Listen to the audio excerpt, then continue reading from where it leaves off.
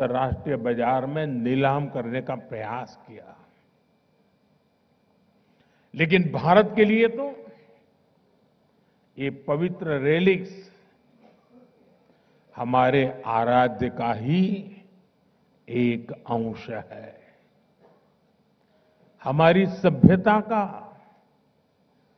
अभिन्न अंग है। इसलिए भारत ने तय किया कि हम इनकी सार्वजनिक नीलामी नहीं होने देंगे।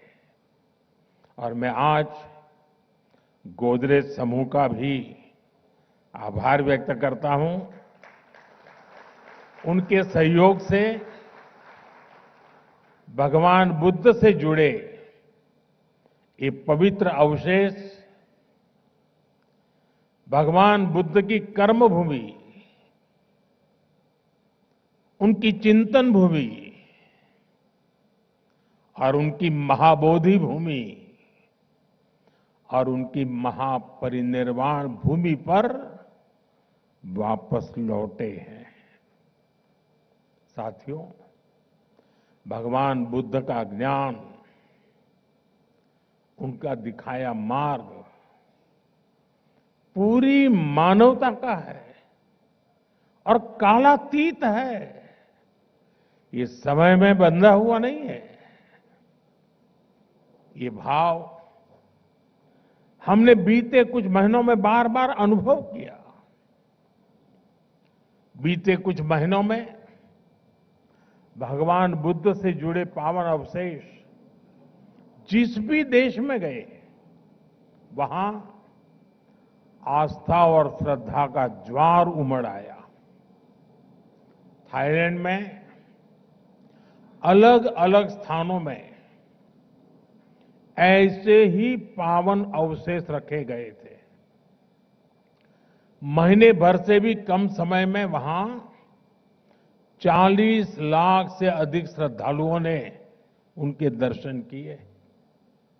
वियतनाम में जन भावना इतनी प्रबल थी कि प्रदर्शनी की अवधि बढ़ानी पड़ी। वहां के 9 शहरों में करीब 1.25 करोड़ लोगों ने बुद्ध अवशेषों को नमन किया। मंगोलिया में गंदन मठ के बाहर हजारों लोग घंटों घंटों तक प्रतीक्षा करते रहे। कई लोगों ने सिर्फ इसलिए भारतीय प्रतिनिधियों को छूना चाहा क्योंकि वे बुद्ध की भूमि से आए थे।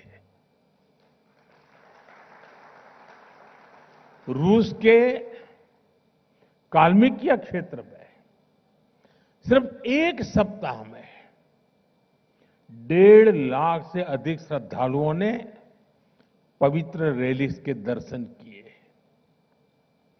ये वहां की आधे से भी अधिक आबादी के बराबर है।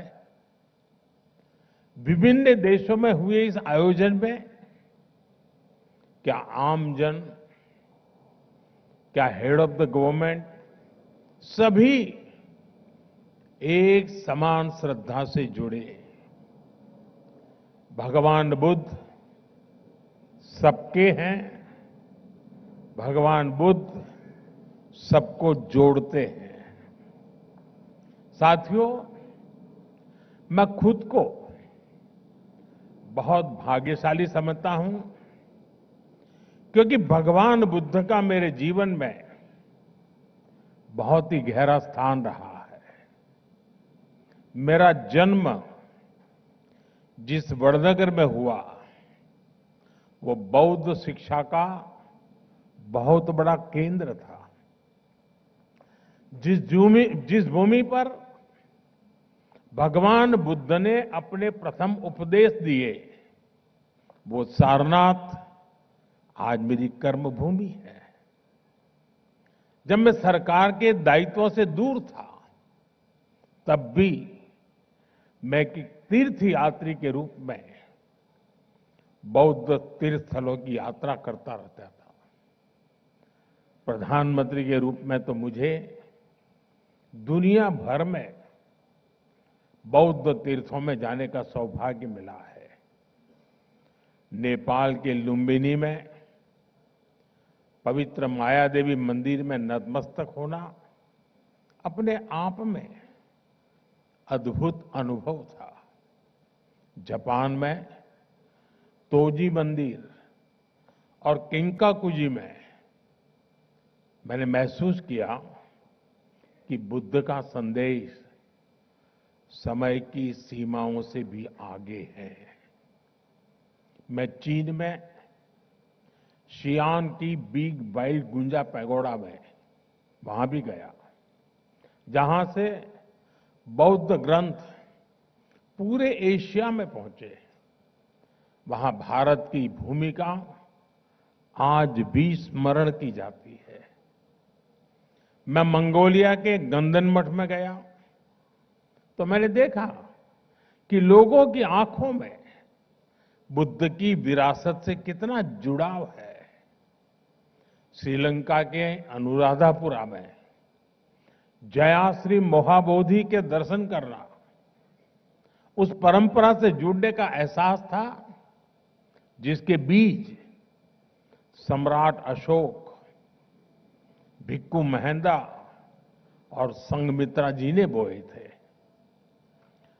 थाईलैंड के वाट फो और सिंगापुर के बुद्ध टूथ रेलिक मंदिर की यात्राओं ने भगवान बुद्ध के संदेशों के प्रभाव को लेकर मेरी समझ को और गहराई दी। साथियों, मैं जहां जहां गया मेरा प्रयास रहा कि मैं भगवान बुद्ध की विरासत का एक प्रतीक वहां के लोगों के बीच में जोड़ करके लौटूं। और इसलिए चीन, जापान, कोरिया, मंगोलिया, मैं जहां भी गया बोधि वृक्ष के पौधे लेकर के गया था। आप कल्पना कर सकते हैं, जिस हिरोशिमा पर, उस हिरोशिमा शहर को एटम बम ने तबाह कर दिया था, वहां के बॉटनिकल गार्डन में बोधि वृक्ष का होना मानवता के लिए कितना बड़ा मैसेज बना है। साथियों, भगवान बुद्ध की हमारी ये साझा विरासत इस बात का भी प्रमाण है कि भारत सिर्फ पॉलिटिक्स, डिप्लोमेसी और इकोनॉमी से ही नहीं जुड़ता, बल्कि हमारा जुड़ाव कहीं गहरा है। हम मन और संवेदनाओं से जुड़े हैं। हम आस्था और अध्यात्म से भी कनेक्टेड हैं।